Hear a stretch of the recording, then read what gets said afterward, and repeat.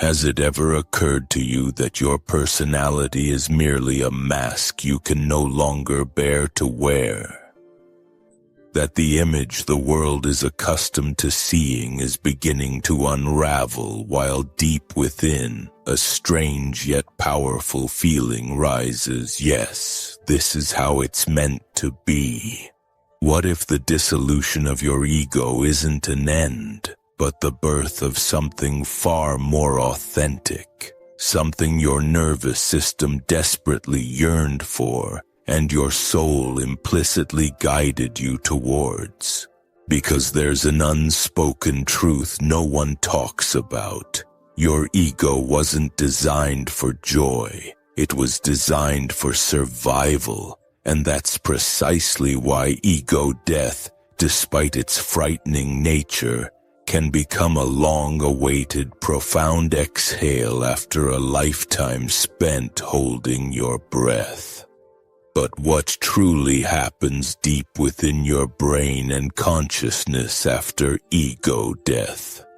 And how did the insightful Carl Jung anticipate this long before cutting-edge neuroscience could confirm his intuitions?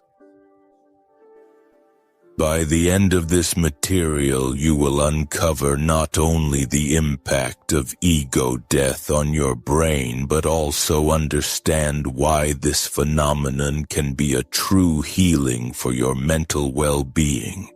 You will also realize why the part of you that desperately resists this process secretly craves it.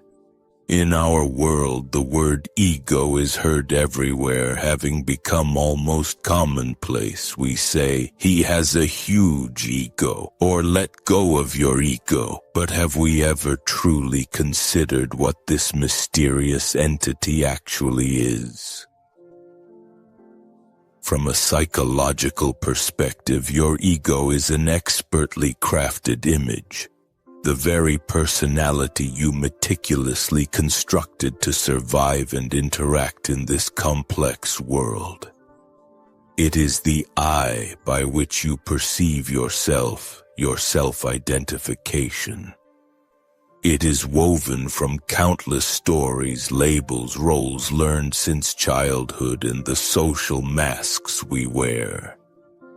And most strikingly, the lion's share of this complex programming was laid down within us without our conscious participation, almost imperceptibly. The great Carl Jung aptly termed this the persona, the social mask we wear when we go out into the world. He asserted that beneath this carefully fitted mask lies the shadow. All those parts of ourselves we ruthlessly disowned simply to be accepted, gain approval, or feel safe. But the ego, like a drowning person, desperately clings to this mask, seeing it as its only lifeline. For your ego, this is not a metaphor, but the harsh reality of its survival. And this is where it gets truly exciting. According to groundbreaking fMRI studies examining the effects of meditation and psychedelics, work published in prestigious scientific journals such as Nature and Frontiers in Human Neuroscience, when people experience the phenomenon of ego dissolution, astonishing, measurable changes occur in their brains. Activity in the default mode network, DMN, a key area responsible for our self-referential thinking, for that unrelenting inner narrator who constantly runs your monologue. This activity dramatically, precipitously declines. Imagine the very neural network that tirelessly operates in the minds of those struggling with anxiety and depression.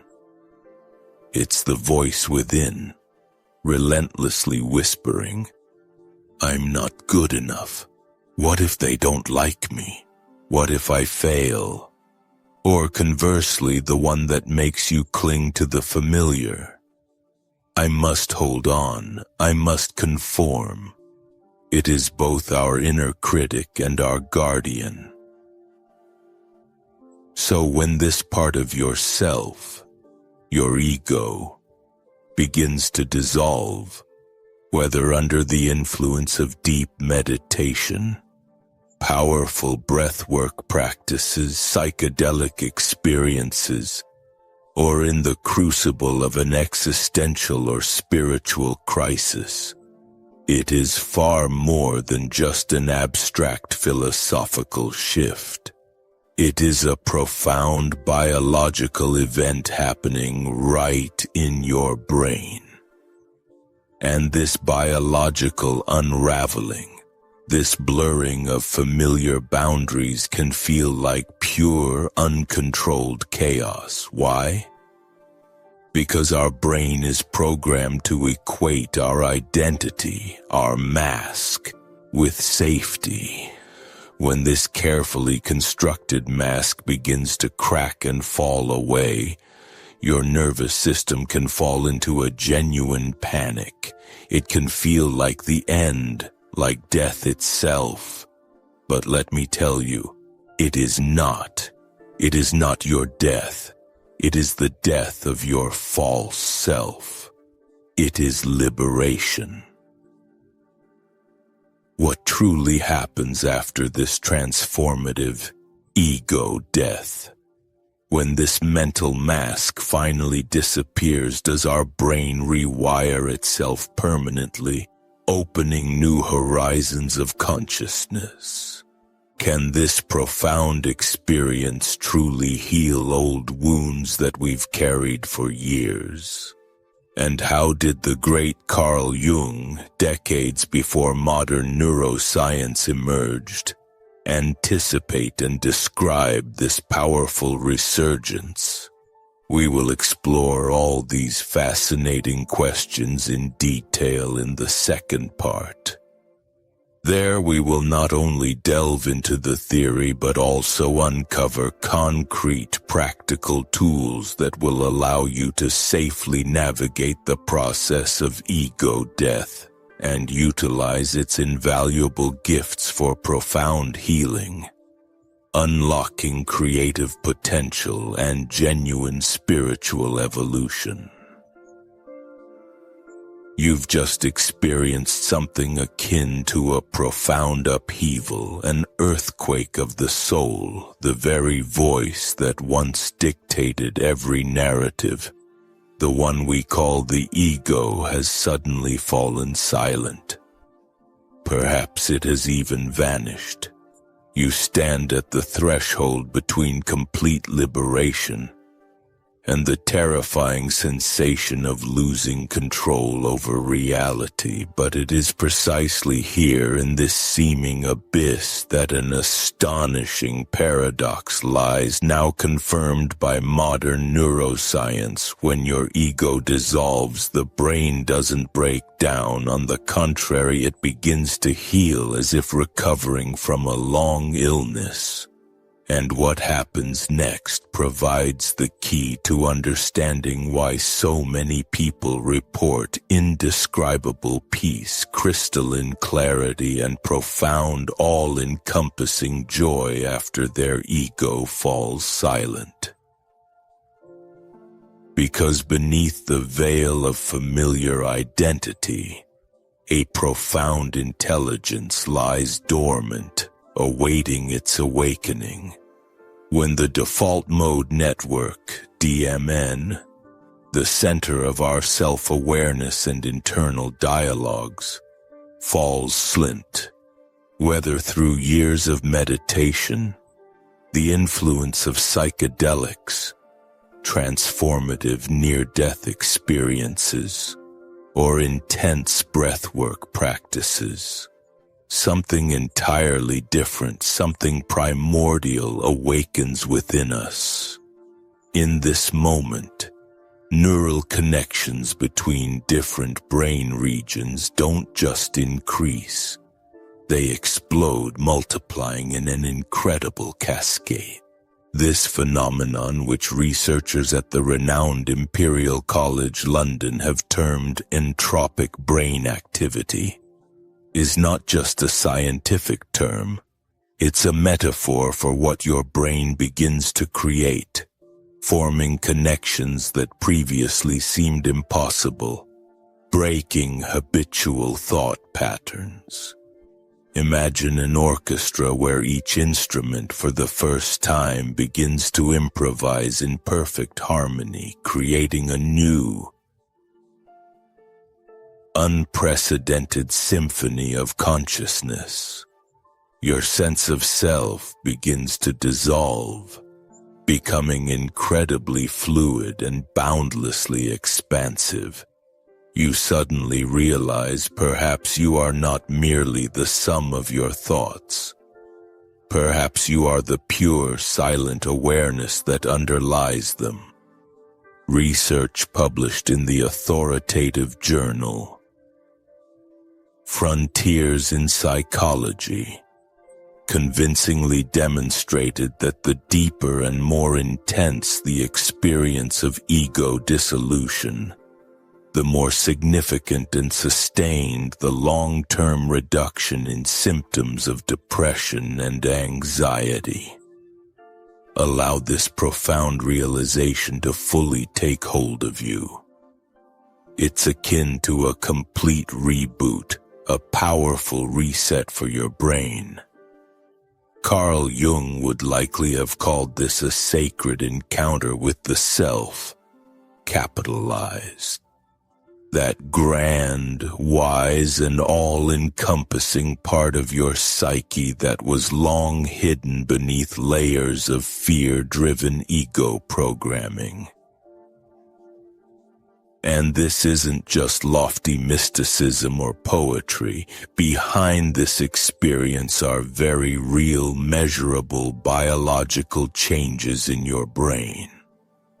Studies conducted among experienced meditation practitioners and participants in psilocybin therapy convincingly demonstrate a notable increase in activity in the prefrontal cortex, the very area of the brain responsible for our empathy, depth of insight, and subtle emotional regulation. Simultaneously, a significant decrease in activity is recorded in the amygdala, the brain's fear and threat processing center. This is astonishing. After the symbolic ego death, your brain becomes not just less reactive but deeply reflective. You stop fixating on exhausting thoughts like, "I'm not good enough" or "they'll judge me." Instead, you fully tune into the vibrant present moment, to pure being, rather than the endless stream of interpretations and illusions generated by your mind. All of this sounds truly transformative, promising profound changes. But one big, almost frightening question arises that many prefer to avoid. If you dissolve the ego, what remains of you? Who are you when the stories, the name, the achievements, even the pain you clung to so desperately disappear? Is there a danger of losing yourself so completely that there's no coming back? Can one go so far that a return becomes impossible? It is here that Carl Jung's wisdom gains its enduring value. He warned that the dissolution of the ego without subsequent integration can be just as detrimental as completely avoiding this encounter. So what does this integration look like? How do you resurrect an authentic identity that resonates with your true self, rather than being merely a reflection of old traumas or societal conditioning? This is precisely what our third part will be dedicated to. We will reveal how Carl Jung's concept of individuation offers that missing element, the missing link that modern neuroscience is only beginning to chart. We will show how you can rediscover a wiser, more compassionate, and profound sense of self, reborn after ego death. This part is crucial, for transformation without solid grounding can descend into true chaos. And if you have ever felt lost or adrift in your spiritual awakening or quest for mental well-being, this next chapter can help you find clarity and holistic understanding. So imagine your ego has crumbled to dust. The mask you wore for so long has finally been shed. Suddenly, through the usual noise of the world, you have glimpsed a deeper truth. And perhaps right now, for the first time in a long time, you feel a strange uncertainty. Who are you really? This feeling can be truly frightening. But not because it brings harm, but rather because it is utterly unfamiliar, alien. Imagine waking up in a house where you've lived your entire life, only to suddenly discover that every wall has been repainted a different color, and no door is in its usual place. Everything familiar has become unfamiliar. And then the most important question inevitably arises: what now? If the ego was never your true self, but at the same time served as a reliable shield helping you survive in this world, how do you return now? How do you re-enter the world after this death of the ego? Not as your former limited version of yourself, but as something entirely new, more whole, more harmonious, truly alive. The great thinker Carl Jung called this grand journey the process of individuation. And it is a deep understanding of this process that can be the decisive factor separating your path towards healing and wholeness from further fragmentation and loss. Carl Jung was far more than just a psychologist. He was a true mystic in a lab coat, a visionary who dared to look into the deepest recesses of the human soul. He firmly believed our psyche is not broken, it is merely layered like a precious gem. And when we carefully peel back these layers one by one, we don't find emptiness. No, we find something far greater, the deepest meaning. He described individuation as a sacred path to becoming your genuine, true self. Not the version others expect of you, not the ideal persona that strives to please everyone. No, it is a path to finding a self that is whole and undivided, encompassing shadow and light, conscious and unconscious, all its disparate parts finally integrated into a single living whole. The soul's deepest journey often begins only when our former ego wanes. It is at this pivotal moment, alone with ourselves, that we are forced to ask the most important question: who am I really? This is not mere rhetoric. It is a powerful call for fundamental restructuring. It's not about returning to the old ego, but about creating a new, healthier version of yourself. One that serves as a solid bridge between your rich inner world and the outer one. It is the birth of a personality that listens attuned to the soul's calling, rather than blindly obeying fear. From a neurobiological perspective, this astonishing phase of transformation is inextricably linked to a phenomenon scientists call neuroplasticity. This is our brain's remarkable ability to reorganize and change its structure in response to every new experience, every new realization. When the old ego departs, neural patterns that have operated on autopilot for years, those shaped by trauma, imposed social roles, or outdated beliefs, begin to break down. And it is in this breakdown, this liberation, that boundless space opens up for the formation of entirely new, more harmonious connections. By supporting this process through conscious practices, targeted therapy, free creativity, or deep spiritual contemplation, you literally gain the ability to reprogram your brain. You can perceive your identity differently, experience emotions, and build connections with the world.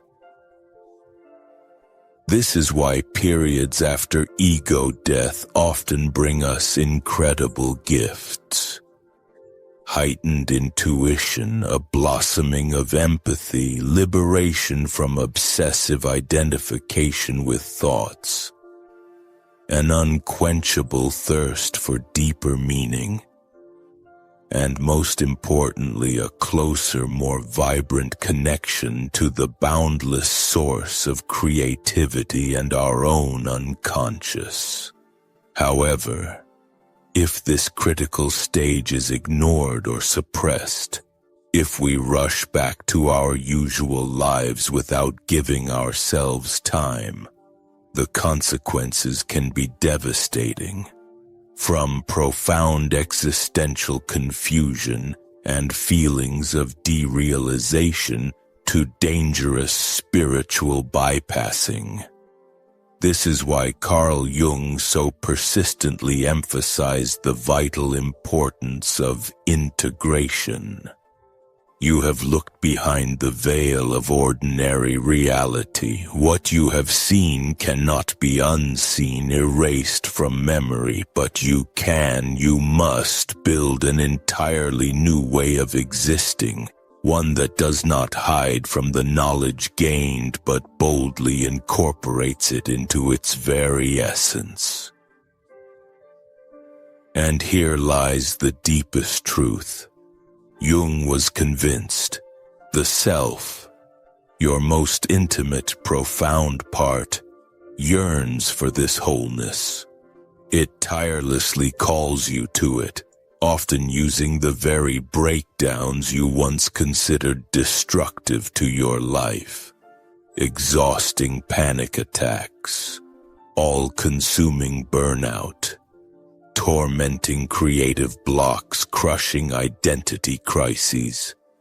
What if all these failures were not failures at all, but invitations? What if your ego didn't collapse because you were broken, but because you were finally ready to awaken? So how do you integrate this overwhelming awakening? How do you continue to live after ego death when you've seen with your own eyes that the old rules have irrevocably lost their power, and the new ones are yet to be written? These are the questions we will deeply explore in our fourth part. We will present powerful tools supported by both ancient psychological wisdom and the latest discoveries in neuroscience. They will help you to rebuild your nervous system, feel a deep connection to your own body, and finally build a life that truly aligns with your highest self. Having experienced ego death, you are merely at the threshold, for the true adventure awaits far beyond anything you have ever known. So you've experienced not just a collapse, but a complete breakdown of everything that constituted your world, your former self. You've plunged into that primordial, deafening silence that settles after the dissolution of the self. An emptiness that is both terrifying and alluring. But to linger in this abyss is to be lost. Integration is not a choice, but a pressing necessity. It is the fine line that separates true awakening from madness. And although ego death feels like a final collapse, it is actually only the prologue to your rebirth, to the birth of something authentic and new. But this rebirth doesn't happen on its own. It requires careful, gentle nurturing. Intentional practices that will serve as anchors for your nervous system, your mind, and your soul as they rewire themselves, shaping an entirely new way of being. To support this sacred process of integration after the great ego death, we offer 4 powerful tools. Tool 1. Somatic grounding, healing born from the body's depths. Let me be clear immediately and without equivocation. Trauma isn't an abstract thought floating in the mind. It lives, it pulsates at the very core of your nervous system. This is why mere intellectual understanding of your spiritual awakening or ego death rarely brings relief. It is your body crying out, feeling overwhelmed, vulnerable, lost in space and time. It needs an anchor. Our bodies vitally need movement, expression, and release. This is where somatic grounding comes in. Your body is designed for completing stress cycles, for naturally releasing accumulated tension. However, our modern world stubbornly teaches us to suppress these instincts, to freeze, to appear unruffled, to seem calm, to be overly polite. But look at animals in the wild. After trauma or fright, they shake, tremble, stretch, growl. They release. And we, humans, are capable of the same. Give yourself permission. Try these deeply healing practices. Intuitive movement or ecstatic dance. Let your body speak. Move however it asks, without rules or judgment. Intentional shaking. For 2-3 minutes, simply shake, literally shake off every trapped tension, allowing it to leave. Breathwork practices. Techniques like Wim Hof breathing or box breathing to gently regulate your vagus nerve and calm your system. Trampoline jumping. Feel the joy and liberation that each bounce brings, allowing your body to release energy. Cold exposure, ice baths, or invigorating cold showers are powerful resets for your entire system. Stretching with sound. As you stretch, don't be shy. Moan, sigh, hum. Give voice to trapped energy, allowing it to exit. Singing or toning. Let your voice resonate. Vocal vibrations powerfully stimulate the parasympathetic nervous system. bringing deep relaxation. Walking barefoot in nature. Feel the earth beneath your feet, connecting with the natural world and its calming energy. Rage release. And yes, hitting a pillow or visiting a dedicated rage room counts too. Sometimes direct physical expression is exactly what's needed. Your nervous system communicates not through strict logic, but through deep intuitive sensations. When you give your body permission to physically complete stress cycles, to live through them to completion, you send a powerful, calming signal to your brain. We are safe now. And only after this internal acknowledgement can you truly begin to recover and rewire yourself. Tool 2. Shadow work and journaling, giving voice to the unseen. Now that you've seen through the veil of ego and glimpsed the light, it might seem tempting to simply remain there, but true growth requires courage to confront what still lurks in the shadows, in the most hidden corners of your soul. This is where the practice of shadow work becomes indispensable. The great Carl Jung taught that our shadow is not evil, but rather a treasure trove of everything we reject or suppress within ourselves. Our jealousy, desire for control, deep shame, secret desires. These parts are not inherently evil. They are simply deeply misunderstood and in need of our attention. And until we listen to them, they will continue to unconsciously dictate the course of our lives. Start with simple yet profound questions that will help illuminate these shadows.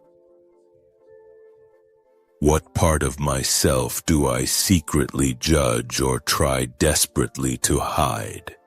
If I were completely honest with myself today, what would I confess? What particularly irritates me about others, and what is that irritation actually trying to protect within me? What makes me uncomfortable in others that I might still not acknowledge in myself? What feeling was I most afraid to experience this week? And why? If the thought of journaling creates internal resistance or feels like an insurmountable struggle, don't force yourself. For many of us, expressing ourselves aloud is far more natural than on paper. Try using a voice recorder. Just let your thoughts flow freely, speaking them aloud as if you're having a candid conversation with your soul, with the most intimate part of your being. Remember, the goal of this exercise is not to find an immediate solution or fix anything. Its true purpose is simply to bear witness to your experiences, to give them a voice and to acknowledge their existence. For only what you can name can you truly integrate into your life, accept and process. What you stubbornly avoid and hide only gains strength, growing in the impenetrable darkness of your subconscious. Tool 3. Archetypal awareness. Meeting your inner cast. This tool possesses incredible power, yet is often underestimated. The great Carl Jung was convinced that the deep structure of your psyche is woven from key archetypes, universal primordial energies and patterns that pervade every culture, every myth, every human dream. These are not just ancient stories or abstract concepts. These are living, pulsating forces residing deep within you. When the shackles of the ego loosen, or as they say, ego death occurs, these archetypes emerge with astonishing clarity, for they no longer need to push through its protective barriers. In such moments you might feel a sudden, powerful rise of the inner child, desperately craving protection, affection, or simply innocent play, or the awakening of the keen warrior, who drives you forward, urging you to reclaim lost power and assert your boundaries. Perhaps you hear the call of the Wats.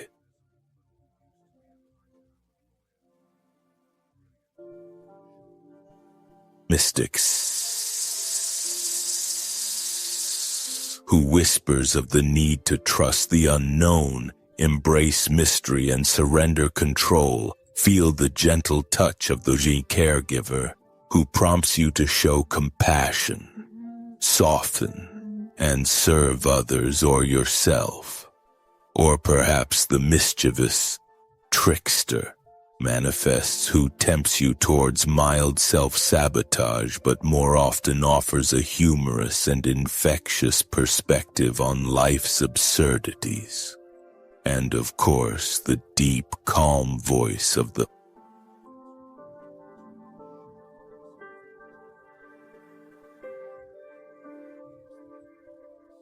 who silently yet clearly whispers ancient